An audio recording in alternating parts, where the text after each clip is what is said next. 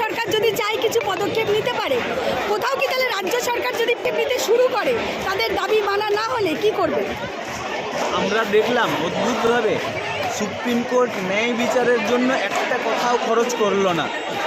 তদন্ত কত দূর এগোলো সেই সম্পর্কে কোনো দিতে পারলো না, কোনো দিশা দিতে পারলো না। পরিবর্তে কি করে আন্দোলন ভাঙা যায় তার জন্য একটার পর একটা পদক্ষেপ ঘোষণা করলো। এখন এটা রাজ্য সরকার এবং কেন্দ্র সরকারের সঙ্গে একটা ভিন্ন নেক্সাস আমরা আশঙ্কা করছি, এবং এই আশঙ্কা থেকে আমরা এটাও মনে করি যে এই মুখ্যমন্ত্রী যেভাবে সকলকে উৎসবে ফেরার জন্য বলছেন, যেভাবে হুমকি দিচ্ছেন, তারা চাইলে পদক্ষেপ নিতে পারে, হয়তো পদক্ষেপ নেবেনও। কিন্তু আমরাও পাল্টা বলতে চাই যে আমাদের বোনের সবকে সামনে রেখে আমরা উৎসবে যোগ দিতে পারবো না, এতটা নীচ মানসিকতার আমরা নই। আমরা যে উৎসবে যোগ দেব সে উৎসব হচ্ছে জনতার উৎসব, এই আন্দোলনের উৎসব, এই বিদ্রোহের উৎসব। এখান থেকে আমাদের সরানো যাবে না। ক্ষমতা থাকলে 19 স্টেপ নিন, বাংলার মানুষ তার জবাব দেবেন। যে দাবিগুলো ছিল ডাক্তারদের, যে 4টে দাবি, সেটা তো মানা হয়েছে, এবার কাজে ফিরুক। এই যে 4টে দাবি তারা একটাও মেনেছে।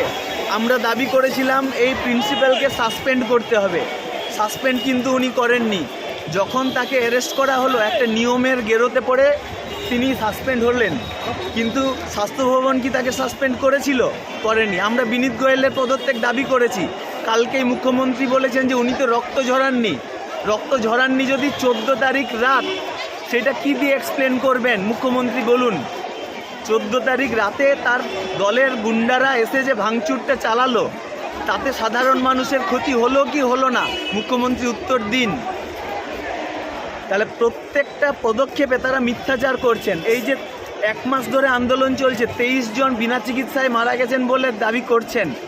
1 মাসে 23 জন, 15টা মেডিকেল কলেজে, দিনে কটা পড়ে প্রত্যেকটা মেডিকেল কলেজে?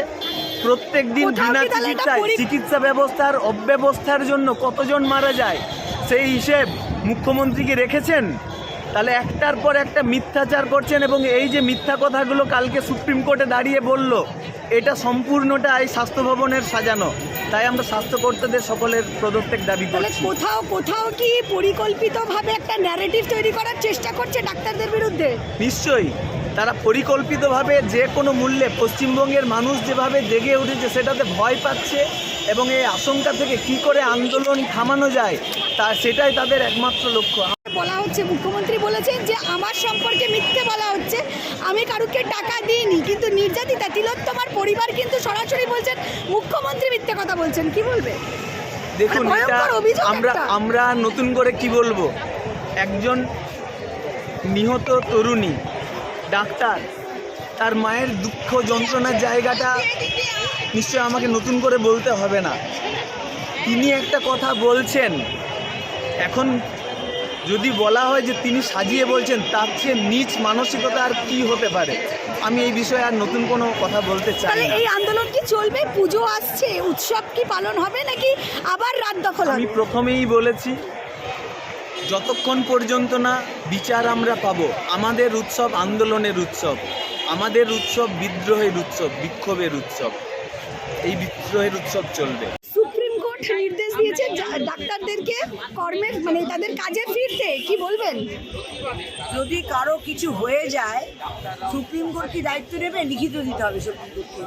কারো কিছু অসুবিধে হলে, নির্যাতন হলে, মারা গেলে সুপ্রিম কোর্ট দায়ী থাকবে, এটা লিখিত দিতে হবে। তবে কাটতে জয়েন করবে ডাক্তার। কিন্তু স্বাস্থ্য ব্যবস্থা ভেঙে পড়ছে, মানুষ পরিষেবা পাচ্ছে না। স্বাস্থ্য ব্যবস্থা ভালো আছে? কবে স্বাস্থ্য ব্যবস্থা ভালো আছে?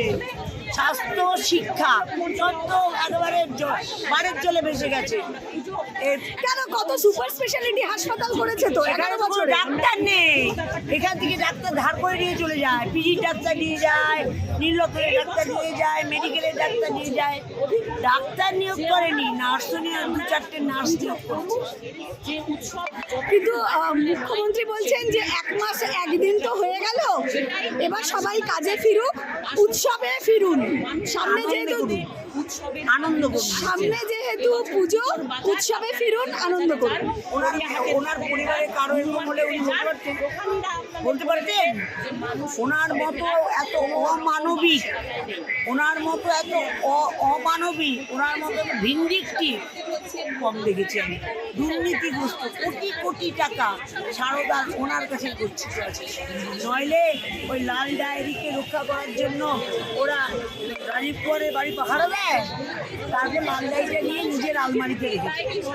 কিন্তু মুখ্যমন্ত্রী তো বলছেন যে যদি কেউ কথা বলতে চায় আমি সবার সাথে কথা বলতে রাজি আছি।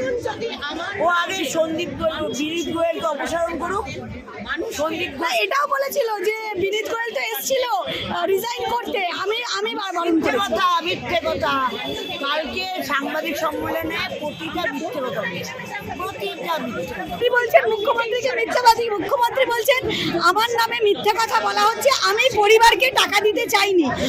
নির্যাতিতার পরিবার, তিলোত্তমার পরিবার বলেছে মুখ্যমন্ত্রী টাকা দিতে চেয়েছে সরকারের তরফ থেকে। তারপরে আবার তো দেখিয়েছে আরেকটা স্লট দেখিয়েছে যেখানে মুখ্যমন্ত্রী বলছে আমি তো 10 লক্ষ টাকা দিতেই পারি।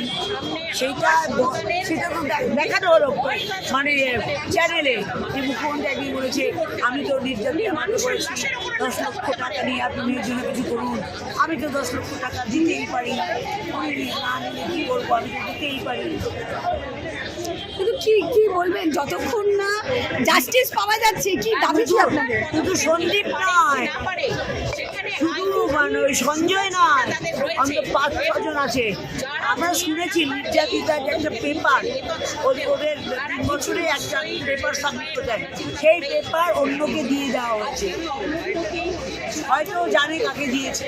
কিন্তু সন্দীপ ঘোষের কিন্তু একটার পর একটা বাড়ির সন্ধান পাওয়া যাচ্ছে, বাংলো বাড়ির সন্ধান পাওয়া যাচ্ছে। ও তো চুরি করেছে, ও একজনকে অর্ডার দিচ্ছে, তার কাছে কাটপানি খাচ্ছে, ও মৃতদেহ লোপাট করে দিয়ে বেসরকারি হাসপাতালে 50 লক্ষ টাকা করে বিক্রি করছে, ও বর্জ্য পদার্থ বিক্রি করে কোটি কোটি টাকা দিচ্ছে, তার ভাগ কালীঘাটে যাচ্ছে।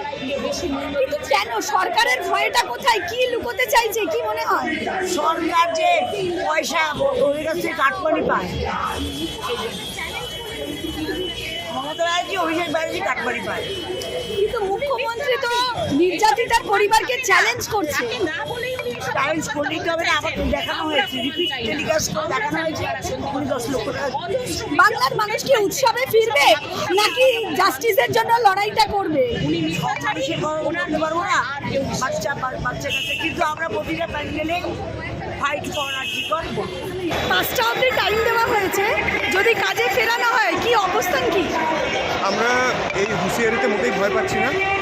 5টা অবধি কাজে ফেরার আমাদের সিদ্ধান্ত কালকে প্রেস কনফারেন্সে জানিয়ে দেওয়া হয়েছে। আমরা 5টার পরেও কাজে ফিরছি না। আমরা আমাদের সিজুয়ারকে অনর্ড, আমরা আলটিমেটাম দিয়েছি 5টার মধ্যে যদি সরকার তার সদর্থক পদক্ষেপ না গ্রহণ করে তাহলে আমরা আরও বৃহত্তর আন্দোলনের দিকে যাব। কি বলবেন যেখানে দাঁড়িয়ে মুখ্যমন্ত্রী বলছেন যে এর আগে যে 4টে দাবি ছিল সেটা তো মেনে নেওয়া হয়েছে, এবার কাজে ফিরুক, উৎসবে ফিরুক? মুখ্যমন্ত্রী যে কথা বলছেন যে 4টে দাবি মেনে নেওয়া হয়েছে, এটা উনি কী ভেবে বলছেন আমি জানি না। ওনার মনে হয় একটু ডিটেলস দেওয়া দরকার ছিল। আমরা আন্দোলনকারী ছাত্রছাত্রীরা আমাদের মনে হয় যে 4টে দাবির কোনোটাই মানা তো দূরের কথা, মানার উদ্দেশ্যে একটাও সৎ পদক্ষেপও গ্রহণ করা হয়নি। সুতরাং আমাদের আন্দোলন থামছে না, আমাদের আন্দোলনের বৃহত্তর হবে। মুখ্যমন্ত্রী বলছেন সিপিতে এসেছিল রিজাইন করতে, আমি করতে দিইনি, তাহলে সেই দাবিতে কি অনর? পুলিশ মন্ত্রী এবং স্বাস্থ্যমন্ত্রী যিনি আমাদের মুখ্যমন্ত্রী, তাকে আমরা কীভাবে প্রশ্ন করবো তার আমাদের আর ভাষা নেই।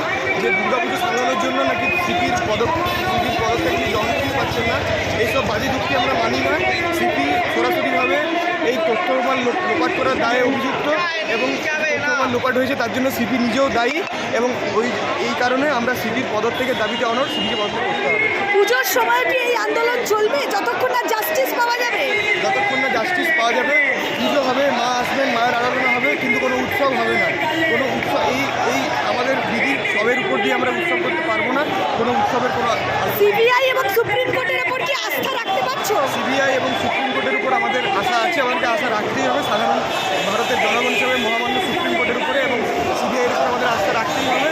কিন্তু আমরা তাদেরকে আর্জি জানাবো যেন ইনভেস্টিগেশন আরও তৎপর হয়, আরও সদর্থ করতে হয় এবং আমরা জলদি বিচার পাই। কিন্তু লালবাজার অভিযানের সময় সিপি মানে বিনীত গোয়েলের পদত্যাগ দাবি করা হয়েছিল জুনিয়র ডাক্তার, এবারেও সেই দাবি এবং তার সাথে আরও কিছু দাবি জুনিয়র ডাক্তারের তরফ থেকে। থেকে, যদি একটু বলো কি কি দাবি এবং এই দাবিতে কি তোমরা অনড়? হ্যাঁ, আমাদের 5 দফা দাবি এটাই যে এক নম্বর আমাদের যারা কালপ্রিটস আছে তাদেরকে চিহ্নিত করা হোক এবং দৃষ্টান্তমূলক শাস্তি দেওয়া হোক, আমাদের ওয়ার্কিং এনভায়রনমেন্টটা সেভ করা হোক। সিপি যে বিনীত গোয়েল মানে কলকাতা পুলিশের ট্রেন করেছে আমাদের, তার জন্য আমরা সিপি পদত্যাগ চাইছি। আমরা আমাদের বিজেপি তখনকার প্রিন্সিপাল ছিলেন সন্দীপ ঘোষের স্বাস্থ্য কাউন্সিল থেকে আমরা ডিমান্ড রেখেছিলাম। আরেকটা হচ্ছে আমাদের যে থ্রেড কালচার এবং সিন্ডিকেট আছে, আমরা আমাদের ক্যাম্পাসগুলো সেগুলো থেকে ফ্রি হতে মানে যতক্ষণ না সিকিউরিটি মানে নিরাপত্তা যেটা সেটা সুনিশ্চিত করা হচ্ছে ততক্ষণ কি এই আন্দোলন চলবে? আর যতক্ষণ না মেন দাবি তো আমাদের জাস্টিসের, আমাদের দিদির যে কালপ্রিট আছে তাদেরকে তো ধরা হোক, চিহ্নিত করা হোক। কিন্তু মুখ্যমন্ত্রী তো বলছে উৎসবে ফিরতে। আমরা এইটাই আমাদের উৎসব, রাস্তাতেই আমাদের উৎসব, যতক্ষণ না আমাদের দাবিগুলো হচ্ছে।